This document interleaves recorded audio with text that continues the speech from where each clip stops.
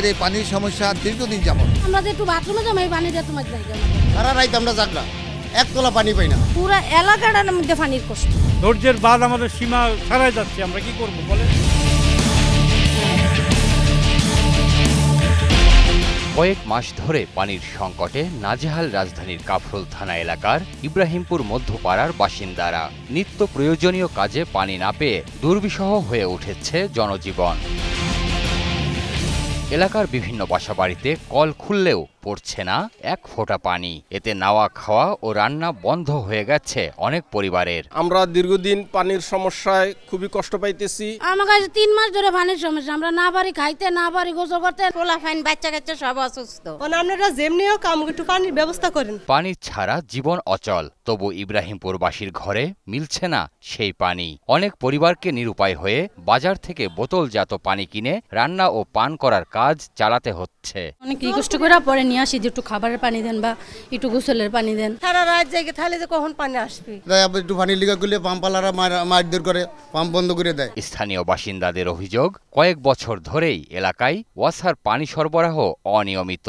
তবে স্থানীয় পাম্পটি বিকল হয়ে যাওয়ায় গত 2-3 মাস যাবৎ পানির সংকট তীব্র আকার ধারণ করেছে। আমার ছেলে পানি খাইবার লাগে খুব কান্নাকাটি করতেছে।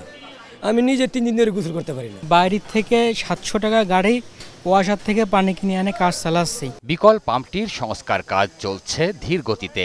আবার পানি সরবরাহের জন্য বিকল্প কোনো কার্যকর ব্যবস্থাও নেয়নি ওয়াসা। ঢাকা ওয়াসার মর্জন 10-এর অন্তর্ভুক্ত ইব্রাহিমপুর 2 নম্বর পানির পাম্পটির একটি পাম্প দীর্ঘদিন ধরেই অকেজো হয়ে পড়ে রয়েছে, যে কারণে এলাকাবাসীকে পানির সংকটে ভুগতে হচ্ছে। শুধু গৃহস্থালির কাজ নয়, মসজিদগুলোতেও দেখা দিয়েছে পানি সংকট। বাইরে থেকে অজু করে মসজিদে প্রবেশ করার অনুরোধ জানিয়ে নোটিশ টাঙিয়ে দেওয়া হয়েছে।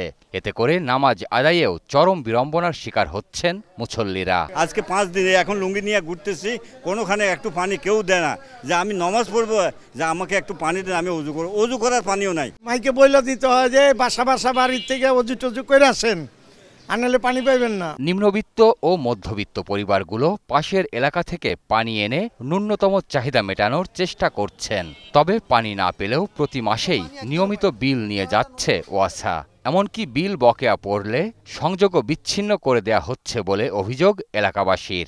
ছোট ছোট 2 বালতি পানি দিয়া কাপড় কাচা হয় না, ভাত রান্না হয় না, গোসল করা হয়। 300 টাকার পানি 500 টাকা রাখতেছে, অথচ আমাদের মিটারের বিল প্রতি মাসে 4-5 হাজার টাকা এবং আরো বেশি আসতেছে। ওয়াসা কর্তৃপক্ষে আমরা অন্তত 15-16 বার বলেছি, তারা কোনো ভ্রুক্ষেপ নিচ্ছে না। স্থানীয়রা জানান, যাদের সামর্থ্য আছে তারা ওয়াসা থেকে ট্যাঙ্কারে পানি কিনছেন, তবে সেক্ষেত্রে বেশি দাম দিতে হচ্ছে।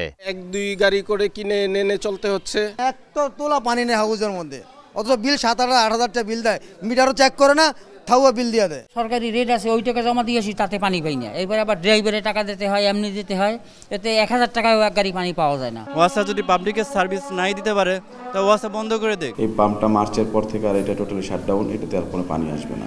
তাহলে তো টোটালি এলাকাটা একদম কারবালার মতন অবস্থা হয়ে যাবে। আমরা চেষ্টা করছি যে যদি এলাকায় জায়গা কিনে হোক বা সরকারি কোনো জায়গা যদি অ্যালটমেন্টের ব্যবস্থা করা যায়, আমরা 2টা পাম্প করার জন্য উদ্যোগ নিচ্ছি। এ বিষয়ে জানতে ঢাকা ওয়াসার মিরপুর আঞ্চলিক কার্যালয় ও কারওয়ান বাজার প্রধান কার্যালয়ে একাধিকবার যোগাযোগ করা হলেও দায়িত্বশীল কোনো কর্মকর্তা ক্যামেরার সামনে কথা বলতে রাজি হননি।